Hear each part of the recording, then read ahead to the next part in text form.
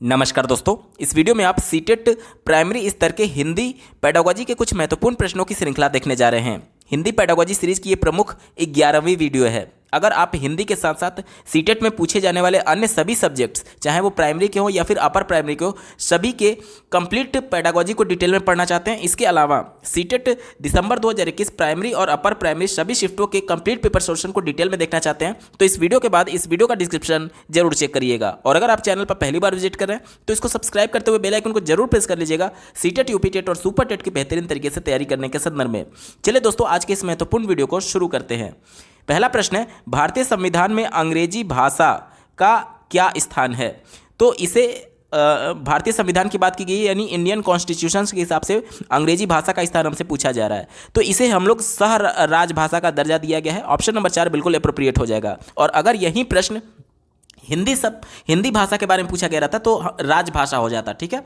और अंग्रेजी के बारे में बोला गया तो ये सह राजभाषा का दर्जा दिया गया है, जिसे अंग्रेजी में एसोसिएटिव ऑफिशियल लैंग्वेज कहा जाता है। ऑप्शन नंबर 4 सह राजभाषा बिल्कुल सटीक जवाब होगा। अगला प्रश्न पूछा गया है, ध्वनि विज्ञान के 5 अवयव हैं, निम्नलिखित में से कौन सा ध्वनि विज्ञान का अवयव नहीं है? ध्वनि विज्ञान यानी कि जो भाषा की सबसे छोटी इकाई होती है, जिसे हम लोग वर्ण बोलते हैं, उससे जुड़ा उसी को ध्वनि भी बोला जाता है। और उसी से जुड़े 5 अवयव हैं, जिसमें से हमसे ये पूछा जा रहा है कि कौन सा विकल्प में से अवयव नहीं है। देखिए, पहला दिया गया बालाघात, ये ध्वनि विज्ञान का अवयव है। लहजा भी है, संयोजन भी है, तो ये तीनों तो हमारे उत्तर नहीं होंगे, क्योंकि हमसे पूछा गया है कि कौन सा अवयव नहीं है। तो ऑप्शन नंबर 4 देखिए, विहंग दृष्टि, जिसे स्कीम बोलते हैं, ये ध्वनि विज्ञान का अवयव नहीं है, ध्वनि विज्ञान का पार्ट नहीं है, क्योंकि विहंग दृष्टि का मतलब ये होता है सरसरी निगाह से पढ़ना। ये पठन का एक प्रमुख अवयव है। जिस प्रकार से हम लोग पेपर पढ़ रहे होते हैं सरसरी निगाह से उसका थीम जानने के लिए ऊपर ऊपर पढ़ रहे होते हैं, उसी को हम लोग विहंग दृष्टि बोलते हैं, यानी स्कीम बोलते हैं। ताकि केवल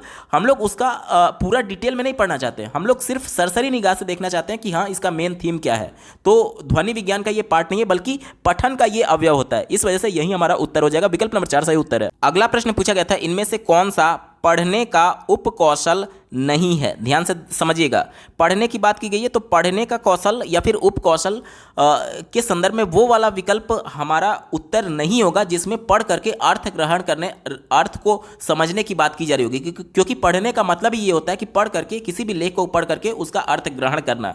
तो वो वाला विकल्प हमारा सही उत्तर होगा जिसमें किसी भी लेख के अर्थ के बारे में बात नहीं की जा रही होगी। क्यों? क्योंकि हमसे निगेटिव सेंस में पूछा गया था कि कौन सा उपकौशल नहीं है पढ़ने का, ठीक है। चलिए पहले विकल्प से शुरुआत करते हैं। कहा जा रहा है ऊंचे स्वर में पढ़ना और अर्थ बताना। देखिए, मैं बार बार कह रहा हूं, जहां पर भी अर्थ आ जाएगा वो तो पढ़ने से डायरेक्टली कोरिलेट होगा, इस वजह से हमारा उत्तर नहीं होगा, क्योंकि हमसे निगेटिव सेंस में पूछा गया। तो ये तो पढ़ करके अर्थ ग्रहण करने से संबंधित है, इस वजह से हमारा उत्तर नहीं होगा।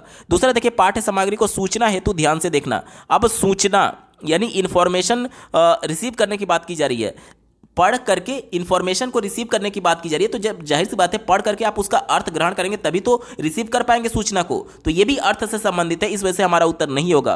तीसरा देखिए, निष्कर्ष निकालने के लिए पढ़ना। निष्कर्ष यानी कि एक तरीके से मेन थीम निकालने के लिए पढ़ना। जब मेन थीम आप कैसे निकाल पाते हैं? जब उस लेख को समझेंगे तभी तो, यानी पढ़ करके अर्थ ग्रहण इसमें भी हो रहा है, इस वजह से ये भी हमारा उत्तर नहीं होगा। एक ही विकल्प बच्चा ऑप्शन नंबर 4 देखिए, बेहतर उच्चारण हेतु पढ़ना। अब यहां पर उच्चारण को बेहतर करने के लिए पढ़ा जा रहा है, कहीं से भी उसके अर्थ समझने की बात नहीं की जा रही है। जैसे कि कुछ भी ऐसे जैसे कि बच्चे को जब उच्चारण कराया जाता है, जब बच्चा बिल्कुल छोटा रहता है, जब उसको उच्चारण ठीक ढंग से कराने के लिए कहा जाता है, शब्द बोले जाते हैं, वाक्य बोले जाते हैं, तो वो उसका अर्थ नहीं समझ रहा होता। उसका मेन फोकस, और एज ए टीचर हमारा मेन फोकस ये होता है कि बच्चा शब्द को सही तरीके से उच्चारित कर पाए। उसका अर्थ क्या, उससे कोई मतलब नहीं है, उसका अर्थ ग्रहण वहां पर महत्वपूर्ण नहीं होता है। महत्वपूर्ण ये है कि बच्चा उस शब्द को, उस वाक्य को सही तरीके से उच्चारित कर पाए। तो ये पढ़ करके अर्थ ग्रहण करने से संबंधित नहीं है, और यही हमसे पूछा गया था, इस वजह से ऑप्शन नंबर 4 बिल्कुल एप्रोप्रिएट होगा।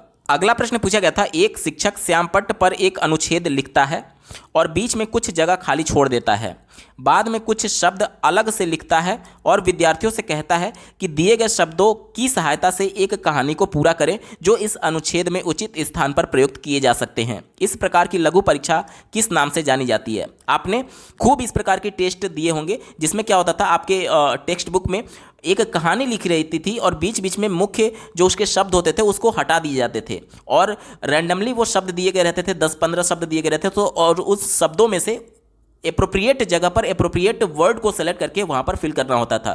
तो इसे हम लोग क्या बोलते थे? इसे हम लोग क्लोज टेस्ट के नाम से जानते थे। आईबीपीएस के पहले की परीक्षाओं में इस प्रकार के परीक्षा प्रश्न पूछे जाते हैं थे अंग्रेजी में। तो ये किस नाम से जानते हैं? ये क्लोज टेस्ट के नाम से जाने जाते थे। ऑप्शन नंबर 4 यहां पर बिल्कुल सटीक जवाब होगा।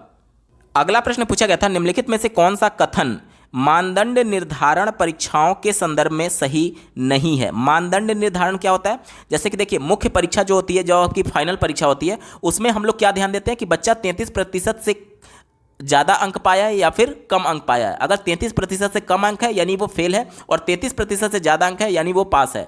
तो यहाँ पर एक मानदंड फिक्स कर दिया गया है कि 33% उसको पाना ही है हर हाल में, तभी हम ये मान पाएंगे कि हाँ, बच्चे के लिए जितनी न्यूनतम दक्षता निर्धारित की गई है उतना बच्चा सीख लिया है और वो अगली कक्षा में जाने के लिए तैयार है। और अगर 33% से कम है तो हम लोग ये मानते हैं कि बच्चे के लिए जितनी दक्षताएं आनी चाहिए पर्टिकुलर उस कक्षा में, उतना अभी बच्चा सक्षम नहीं है, उतना नहीं सीख पाया है, इसलिए उसको फेल किया जाता है, ताकि वो मिनिमम जो दक्षताएं हैं, स्किल्स हैं, वो सीख पाए और तब अगली कक्षा में उसको भेजा जाएगा। यानी मानदंड निर्धारण परीक्षा क्या हो गया? जो आपकी फाइनल परीक्षा में जो मेन परीक्षा होती है उसमें जो एक कट ऑफ सेट होता है 30%, 33%, जितना भी हो, उसके संदर्भ में ये प्रश्न पूछा जा रहा है। ठीक है, कि कौन सा सही नहीं है। चलिए पहले विकल्प से शुरुआत करेंगे। इनका निर्माण सुनिर्धारित और उद्देश्यों के मापन के लिए किया जाता है। बिल्कुल सही बात है।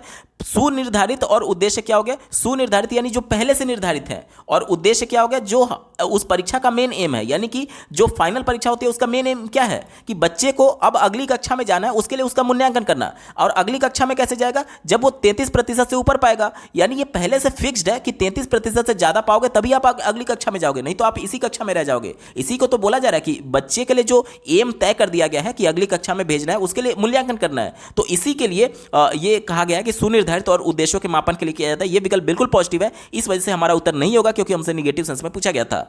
दूसरा देखिए, निदानात्मक और उपलब्धि परीक्षा इस श्रेणी में आती है। उपलब्धि परीक्षा कहने का मतलब कि देखिए, जब आपकी फाइनल परीक्षा होती है तो आपको एक ग्रेड दिया जाता है या फिर एक रिवार्ड टाइप का दिया जाता है कि आप फर्स्ट कैटेगरी के हैं, सेकंड कैटेगरी के हैं या थर्ड कैटेगरी के हैं। ये आपकी क्या है? ये आपकी उपलब्धि होती है मुख्य परीक्षा की, मेन परीक्षा की। और इसके माध्यम से हम लोग ये भी जान पाते हैं कि बच्चा के लिए जितनी दक्षता तय की गई थी 33%, क्या वो उतना सीख पाया है या नहीं। क्योंकि बच्चों के समस्याओं को पहचानने को ही निदानात्मक परीक्षण बोलते हैं। और अगर बच्चा उतना नहीं सीख पाया, 33% नहीं सीख पाया, तो उसको फेल करके फिर से उसको कक्षा में पढ़ाया जाता है, ताकि वो उन सभी चीज़ों को फिर से सीख पाए। यानी बच्चों को आ रही समस्याओं के बारे में भी ये संबंधित है। इस वजह से ये विकल्प बिल्कुल पॉजिटिव है। हमारा उत्तर नहीं होगा, क्योंकि हमसे निगेटिव पूछा गया था। तीसरा देखिए, ये पाठ्यक्रम और विशिष्ट प्रोग्राम होते हैं। ये भी बात बिल्कुल सही है। अब जो आपकी फाइनल परीक्षा होती है वो आपका जो पूरा करिकुलम था, जितना आपने साल भर पढ़ा है, उसका उसी का परीक्षा होता है। ठीक है, तो ये एक संपूर्ण पाठ्यक्रम के तौर पर देखा जाता है। इस वजह से ये भी विकल्प बिल्कुल पॉजिटिव है। हमारा उत्तर नहीं होगा। एक ही विकल्प बच्चा ऑप्शन नंबर 4 देखिए, ये प्रशिक्षार्थियों के किसी दूसरी भाषा या विदेशी भाषा सीखने की अभिरुचि का भी मापन कर सकते हैं। अभिरुचि यानी कि बच्चे के इंटरेस्ट की बात की जा रही है। तो बच्चा किस चीज में रुचि ले रहा है, वो इस फाइनल परीक्षा से हम लोग निर्धारित नहीं कर पाएंगे। क्योंकि कोई एक बच्चा मान लीजिए पर्टिकुलर किसी एक सब्जेक्ट में रुचि नहीं ले रहा है, लेकिन वो रट करके भी अच्छा परफॉर्म कर सकता है। वो रट करके भी 33% से ज्यादा अंक पा सकता है। और मेजॉरिटी कैंडिडेट यही करते हैं। जो सब्जेक्ट जिस बच्चे को रुचि नहीं होती है, वो रट करके चीजों को लिख करके पास हो जाते हैं। तो यहां पर यह कहना कि जो फाइनल परीक्षा होती है उससे बच्चे की रुचि के बारे में मापन किया जा सकता है, यह विकल्प निगेटिव है। क्योंकि इससे किसी की भी रुचि या फिर अरुचि के बारे में हम लोग नहीं जान सकते। यह निगेटिव था, और चूंकि हमसे निगेटिव सेंस में पूछा गया है, इस वजह से विकल्प नंबर 4 बिल्कुल एप्रोप्रिएट होगा। अगला प्रश्न पूछा गया है, एक अध्यापक कक्षा 3 के शिक्षार्थियों को निर्देश देती है और शिक्षार्थी दी जा रही क्रियाओं का अनुसरण कर रहे हैं। अध्यापक किस उपागम का प्रयोग कर रही है? ध्यान से समझिएगा। यहां पर क्रियाओं का अनुसरण किया जा रहा है, क्रियाओं का अनुकरण किया जा रहा है। क्रिया क्या होती है? क्रिया यानी कुछ करना। कुछ करने में हमारी मूवमेंट होती है। जैसे कि अगर मैं चल रहा हूं तो मेरे पैरों का मूवमेंट हो रहा है। मैं अगर पढ़ रहा हूं तो मेरी कम से कम आंखों का मूवमेंट हो रहा होगा। क्योंकि अगर मैं बिल्कुल शांत बैठा हूं, बावजूद इसके मैं उस, जैसे ये किताब है तो इस किताब के लाइन को जब मैं पढ़ूंगा तो मेरी नज़रें यहां से यहां तक जा रही हैं। मेरी नज़रें भले ना हटें, लेकिन आंखों की जो पुतलियां हैं वो कम से कम इधर से इधर आंखों में ही मूव हो रही होंगी। और थोड़ा सा भी अगर मूवमेंट होता है तो उसे हम लोग क्रिया कहते हैं। ठीक है, चलिए इसी को ध्यान में रखकर के उत्तर ढूंढेंगे। यानी कि टीचर क्या कर रही है कि कुछ क्रियाएं कर रही है, कुछ इंस्ट्रक्शन दे रही है क्रियाएं कर करके, और शिक्षार्थी उसी क्रियाओं का अनुकरण कर रहे हैं। तो ये किस उपागम को कहते हैं? तो इसे हम लोग अंग्रेजी में टोटल फिजिकल रिस्पॉन्स और हिंदी में समग्र भौतिक प्रक्रिया उपागम कहते हैं। कैसे? इसको ध्यान से समझिएगा। एक कविता मैं बच्चों को पढ़ाना चाह रहा हूं प्राइमरी में कि एक मोटा हाथी झूम के चला, मकड़ी की जाल में जाके वो फंसा। तो जब मैं बच्चे को बता रहा हूँ एक मोटा हाथी, तो जब मैं मोटा शब्द इस्तेमाल कर रहा हूं तो अपने दोनों हाथों को फैला करके मोटापे का इशारा करूंगा, ताकि बच्चे इस मेरे इशारे को देख करके समझ पाए कि हाँ, टीचर मोटापे की तरफ इशारा कर रहा है। और जब मैं हाथी शब्द का प्रयोग करूंगा तो अपने हाथ को नाक से सटाते हुए अपने हाथ के केहूनी को नाक से सटाते हुए सूंड बनाने का इशारा करूंगा, ताकि बच्चे समझ पाए कि हाँ, मैं हाथी के सूंड बनाने की इशारा कर रहा हूं। इससे फायदा ये होता है कि जो शब्द मैं बोल रहा हूं उसी के अनुरूप अगर मैं क्रिया भी करूंगा तो इससे देखिए, मैं आपको पहले भी बता चुका हूं कि जितनी ज्यादा इंद्रियां बच्चों की एक्टिव रहती हैं उतना ही उनका अधिगम अर्थपूर्ण होता है। जिस प्रकार से मैं बोल रहा हूं तो वो शब्दों को सुन रहे होंगे, और जब मैं अपने हाथों के माध्यम से, अपने चेहरे के भाव भंगिमा के माध्यम से, अपने पूरी बॉडी के लैंग्वेज के माध्यम से जब बच्चों को कम्युनिकेट करने की कोशिश कर रहा हूं क्रियाओं के माध्यम से, तो इसको बच्चा प्रत्यक्ष तौर पर देख रहा है। यानी जो मैं बोल रहा हूं उसको सुन रहा है और जो कर रहा हूं उसको देख रहा है। तो इससे क्या होता है कि दो इंद्रियां एक्टिव होने की वजह से बच्चे का अर्थपूर्ण अधिगम जो है वो अर्थपूर्ण तरीके से कराया जा सकता है, क्योंकि जो चीज बच्चा सुन रहा है उसको हूबहू होते हुए भी देख रहा है। इस वजह से उसको और ज्यादा समझ में आता है। और इसका एक और फायदा ये होता है, मान लीजिए आज हम लोग समावेशी कक्षा की बात करते हैं जिसमें एक बच्चा ऐसा है जो सुन नहीं सकता, तो जो मैं बोल रहा हूं वो तो सुनेगा नहीं, लेकिन कम से कम जो मैं अपने बॉडी लैंग्वेज से कम्युनिकेट करने की कोशिश कर रहा हूं, हाथ के इशारों से, चेहरे के भाव भंगिमा से, तो उसको देख करके वो समझ पाएगा। यानी कि ये समावेशन में भी मदद करता है, और इसी को हम लोग टोटल फिजिकल रिस्पॉन्स बोलते हैं और हिंदी में समग्र भौतिक प्रक्रिया बोलते हैं। ऑप्शन नंबर 2 बिल्कुल अप्रोप्रिएट है, यही इसका सटीक जवाब होगा। अगला प्रश्न पूछा गया था, सस्वर पाठन से जुड़ी गतिविधियां मुख्य रूप से किनके साथ की जाती हैं। देखिए, गतिविधियों की बात की जा रही है और सस्वर पाठन की। सस्वर पाठन यानी कि जोर जोर से उच्चारण के साथ पढ़ने की बात की जा रही है। तो आप लोग प्राइमरी स्कूल में कभी भी जाएंगे, सरकारी या फिर प्राइवेट में, आप तो लोग खूब देखते होंगे कि खूब तेज तेज से बच्चे चिल्ला रहे होंगे, 2 एकम 2, 2 दूनी 4, 2 तिया 6। ये सस्वर पाठन है। या फिर किताब भी अगर पढ़ रहा होगा तो एक बच्चा खड़ा होकर पढ़ता है और पीछे पीछे उसी का अनुकरण करते करते खूब जोर जोर से बच्चे चिल्ला रहे होते हैं।